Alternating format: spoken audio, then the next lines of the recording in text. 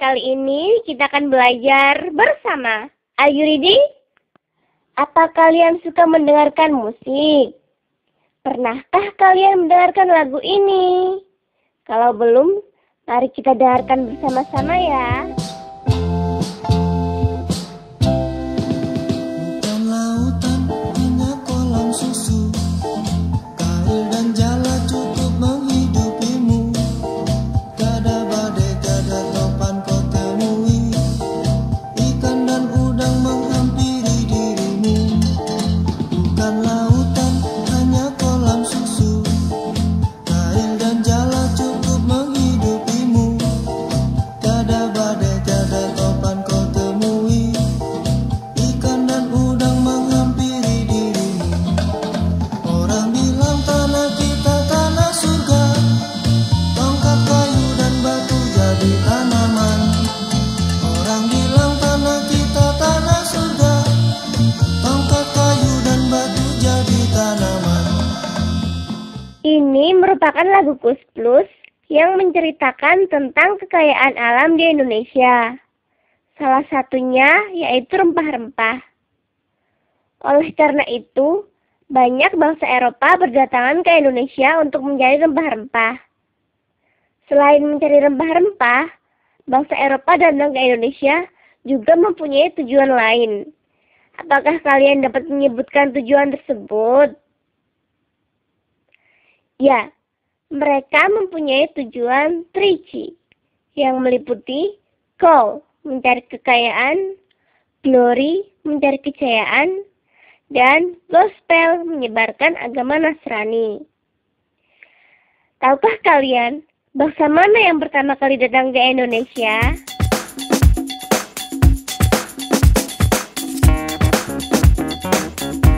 Nah, bangsa yang pertama kali datang ke Indonesia yaitu Portugis. Pada tahun 1512, mereka datang ke Maluku dipimpin oleh Francisco Serrao. Rakyat Ternate menyambut baik kedatangan mereka untuk berdagang. Seiring berjalannya waktu, Portugis meminta hak monopoli perdagangan cengkeh dan menetapkan harga serendah-rendahnya. Rakyat Ternate mulai tidak simpati terhadap mereka. Bangsa Eropa berikutnya yaitu Spanyol. Tahun 1521, pelaut Spanyol berhasil mencapai Maluku. Mereka disambut baik oleh rakyat Tidore. Bangsa Spanyol dimanfaatkan oleh Tidore untuk bersekutu melawan Ternate, yang pada saat itu Ternate bersekutu dengan Portugis. Terjadi konflik antara Spanyol dan Portugis, sehingga pada tahun 1534 muncul perjanjian Saragossa yang berisi Spanyol memperoleh perdagangan di wilayah Filipina, sedangkan Portugis tetap berada di Maluku. Nah, coba kalian tebak, ini gambar bendera mana? Tepat sekali, ini merupakan gambar bendera bangsa Belanda. Belanda dengan dipimpin oleh Cornelis de Houtman pertama kali mendarat di Indonesia pada tahun 1596. Rombongan mendarat di Banten dengan alasan berdagang. Namun, dalam perkembangannya, mereka bersikap kurang bersahabat dengan Indonesia, hingga akhirnya membuat rakyat tidak suka kepada mereka. Rombongan melanjutkan perjalanan menelusuri pantai utara Pulau Jawa hingga tiba di Pulau Bali. Setelah mempelajari jalur pelayaran laut dan membeli rempah-rempah, mereka kembali ke negara asalnya. Pada tahun 1598, bangsa Belanda mendarat kedua kalinya di Banten. Kali ini dipimpin oleh Jacob van Eyck. Mereka mendirikan kopi dagang dengan nama VOC, Verenigd Oost-Indische Company. VOC mempunyai beberapa tujuan, antara lain menguasai pelabuhan penting, menguasai kerajaan-kerajaan di Indonesia, melaksanakan monopoli perdagangan, dan mengatasi persaingan antara pedagang Belanda dengan pedagang Eropa lainnya. Pada abad ke-18, VOC mengalami kemunduran dan tidak dapat melaksanakan tugas dari pemerintah Belanda. Kemunduran VOC semakin parah, yaitu ditandai dengan kondisi keuangan yang semakin merosot hingga mengalami kebangkrutan. Apa kalian dapat menyebutkan sebab-sebab mundurnya VOC?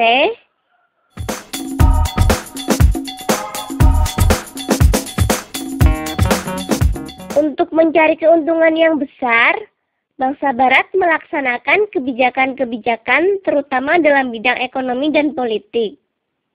Dapatkah kalian menyebutkan kebijakan-kebijakan tersebut?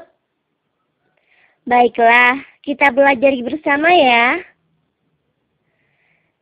Sistem penyerahan wajib oleh VOC. VOC mengharuskan penduduk menyerahkan hasil bumi seperti beras, lada, kopi, rempah-rempah, kayu jati kepada VOC.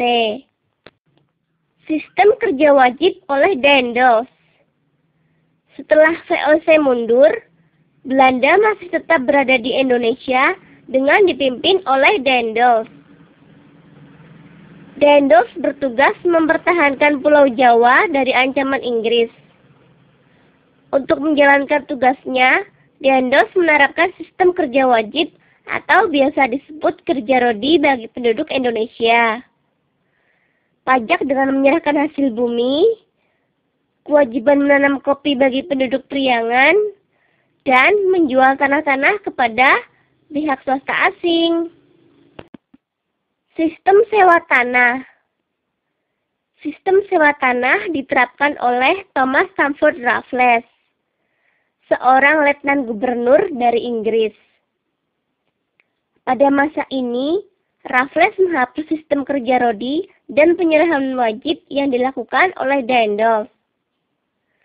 Raffles juga ingin agar para petani dapat berdiri sendiri dan bebas menentukan sendiri tanaman apa yang akan dikerjakan dan yang laku di pasaran dunia, seperti kopi, tebu, nila, dan lain sebagainya.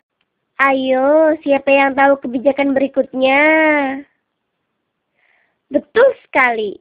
Kebijakan berikutnya yaitu sistem tanam paksa atau Kulturstelsel. Ternyata sistem penyerahan wajib dan sewa tanah tidak berhasil diterapkan di Indonesia.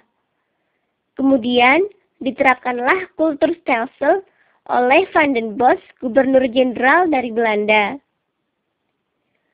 Orang Indonesia menyebutnya tanam paksa. Sistem tanam paksa ini mewajibkan petani di Jawa untuk menanami sawah dan ladangnya dengan tanaman yang hasilnya laku dijual ke luar negeri. Bagaimana pendapat kalian ketika bangsa Barat berada di Indonesia?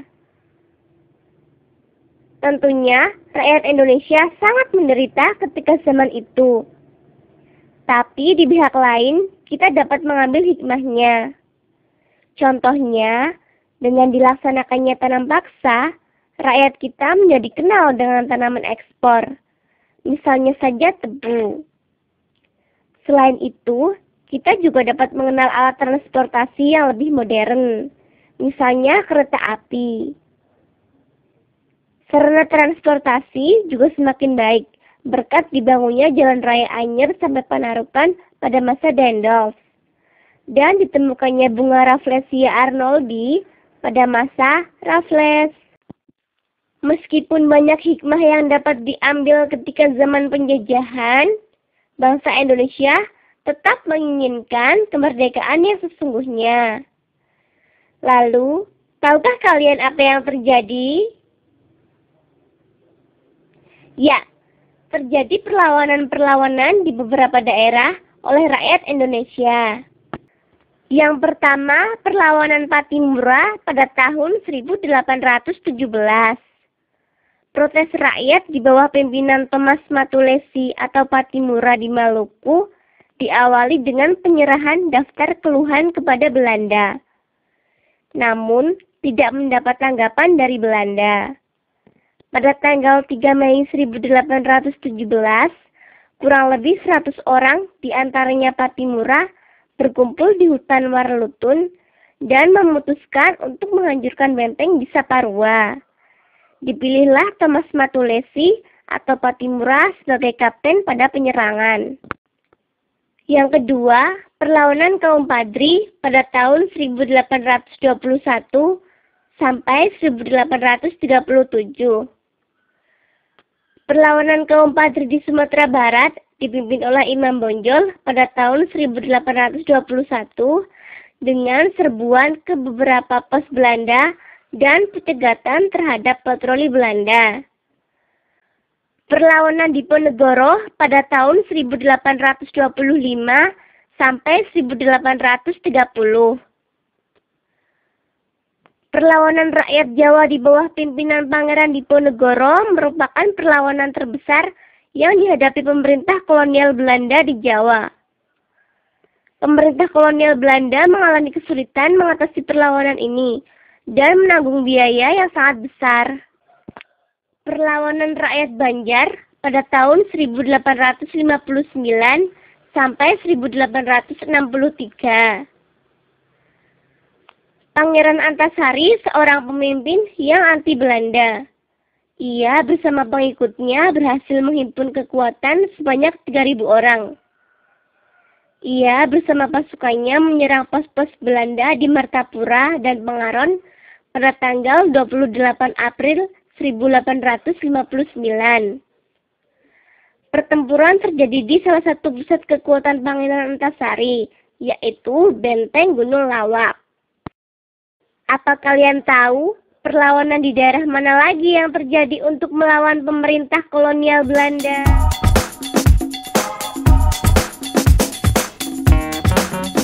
Dari materi yang telah kalian pelajari, tentunya kalian sudah mengetahui betapa sulitnya upaya perjuangan rakyat Indonesia dalam melawan penjajah.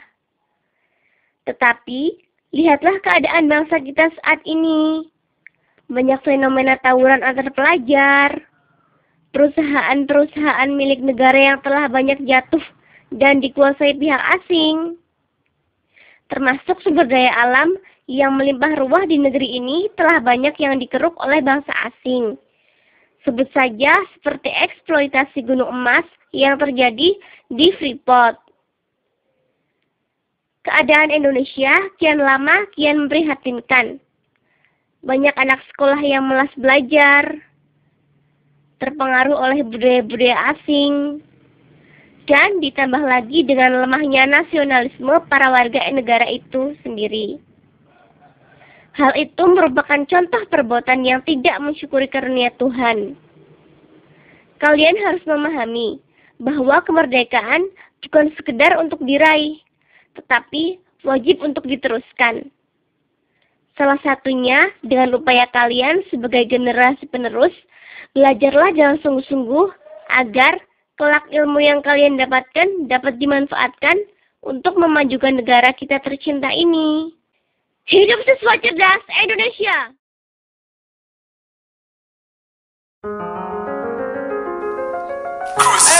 Crystal Opera tidak akan kulupakan selama hidupku. Saya pergi jauh, hilang dari kalbu. Tanahku yang ku cintai.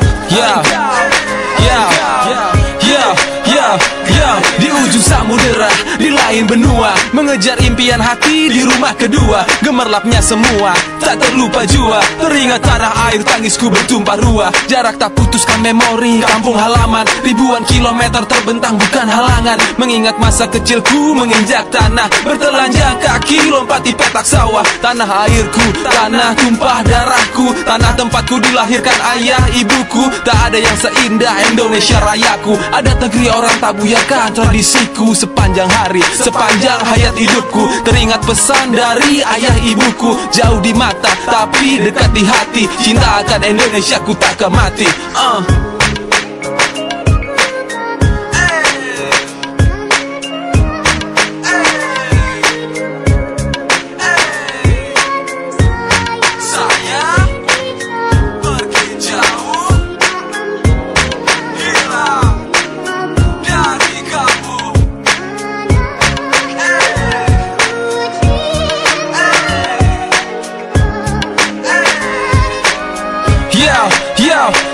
Maksudnya negeri orang tak bisa menggantikan. Menapak di tanah negeri selalu ku nantikan. Jadikan ku terharu membayangkan, ke tanah nyiur melambai akan ku layangkan. Panasnya negeri orang buatku mendambakan, sejuknya angin Nusantara memanjakan. Dingin salju buatku pejamkan mata, mengingat mentari Indonesia hangatkan dada. Negeriku nan elok ada di sana, tak dapat digantikan gedung atau istana. Senyum ramah khas akan selalu teringat, hiasi kulit sawo matang penuh keringat. Hamparan hijau biru laut yang terbentang, ombak menghempas angin bertiup kencang. Ku banggakan dan ku kumandangkan, sampai ku pulang dan kan ku katakan.